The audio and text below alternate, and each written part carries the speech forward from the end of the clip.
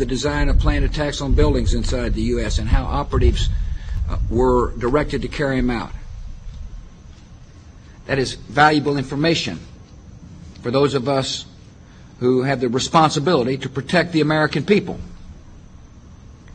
He told us the operatives had been instructed to ensure that the explosives went off at a point that was high enough to prevent people trapped above from escaping. He gave us information that helped uncover Al-Qaeda cells' efforts to obtain biological weapons. This is Building 7, a 47-story skyscraper that fell on the afternoon of September 11th. The government says that fire brought it down. However, 1,500 architects and engineers concluded it was a controlled demolition. Over 6,000 of my fellow service members have given their lives. And thousands of my fellow first responders are dying. I'm not a conspiracy theorist. I'm a structural engineer. I'm a New York City correction officer. I'm an Air Force pilot. I'm a father who lost his son. We're Americans, and we deserve... I lost my husband. My son. My uncle. My nephew. September 11th, 2001. Most people don't know a third tower fell that day. The government says fire brought it down. The collapse of World Trade Center 7 was primarily due to fires. I, along with 1,400 other architects and engineers, have found the government's conclusion to be physically impossible. Impossible. We need the truth about what happened that day. Go to rememberbuilding7.org. Why it fell, why it matters, and what you can do.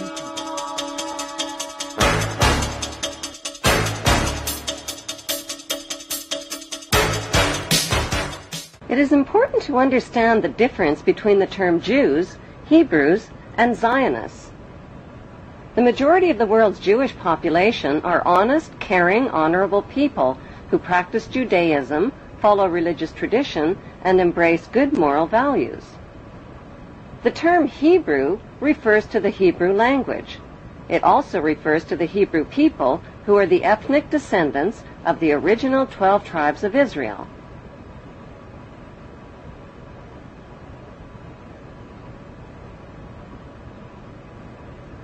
The term Zionist refers to political extremists.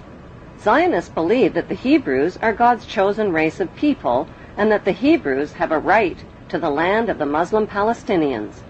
Why? Because according to the Bible, God said so. These Zionist extremists represent only a small minority of Jews and Hebrews. Christians who support Israel's theft of Palestinian land are called Christian Zionist extremists. Their goal is to help fulfill the prophecies of the Bible story. Countless millions of Americans are reading a series of novels called Left Behind. They're topping bestseller lists all over the country, and they're being made into movies. They chronicle apocalyptic times. The setting is the 21st century, complete with warplanes and TV correspondence. This is Buck Williams reporting live from Israel. I am standing in the middle of an all-out attack. But the plot is ripped from the pages of the Bible, so it all winds up here in Israel, where according to the book of Revelations, the final battle in the history of the future will be fought on this ancient battleground in northern Israel called Armageddon. It will follow 7 years of tribulation during which the earth will be shaken by such disasters that previous human history will seem like a day in the country.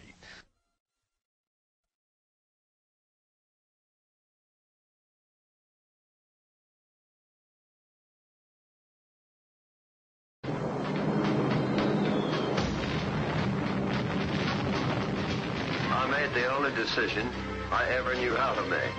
I did what I thought was right. 50 years ago, the United States dropped the atomic bomb on Japan. To this day, Americans know very little about how that decision was reached.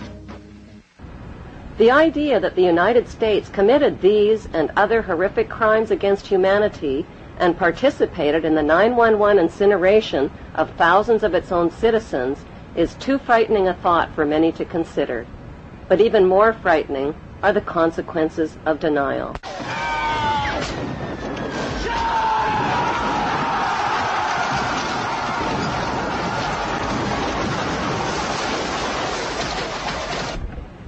Did the world wars, revolutions, and big events of human history evolve naturally, or were they calculated and pre-planned?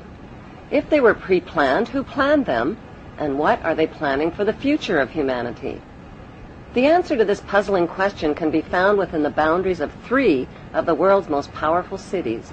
Those 3 cities belong to no nation and pay no taxes.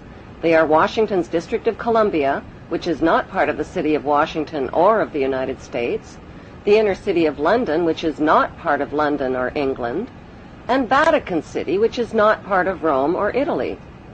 These cities, called city-states, have their own independent flag, their own separate laws, and their own separate identity.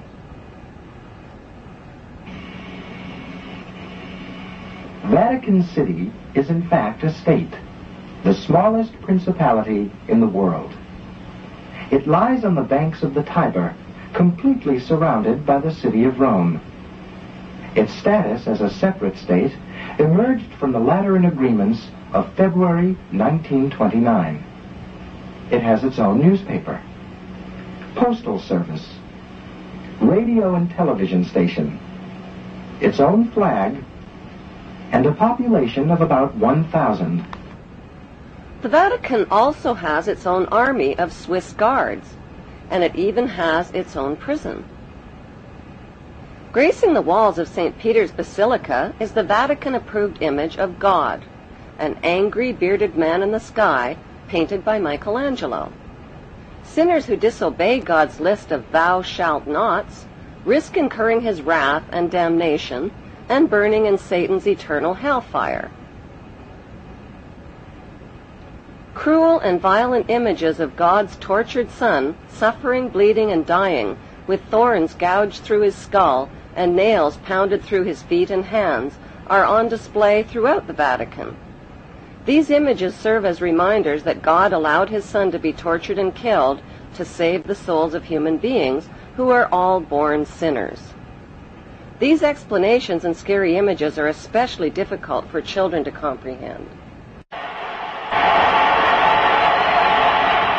The Vatican rules over approximately 2 billion of the world's 6.1 billion people. The colossal wealth of the Vatican includes enormous investments with the Rothschilds in Britain, France, and the USA, and with giant oil and weapons corporations like Shell and General Electric. The Vatican's solid gold bullion worth billions is stored with the Rothschild-controlled Bank of England and the U.S. Federal Reserve Bank.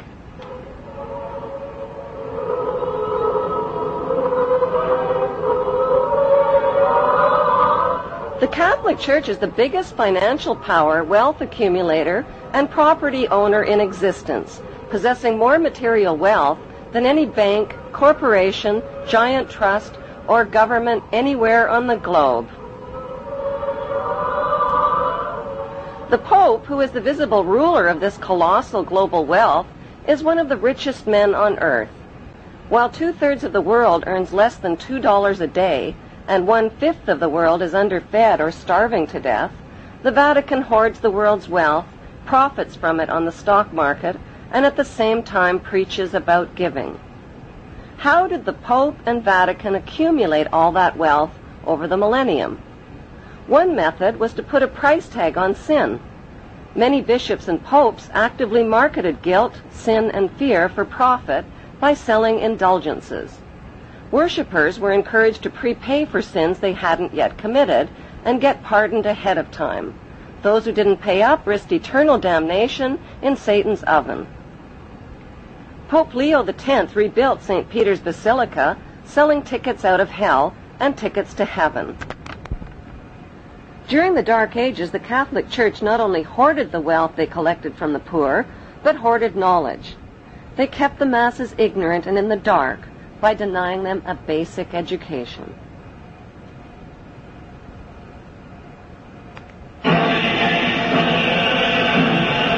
More than 60,000 armed Christians were on their way to reclaim Jerusalem from the infidel.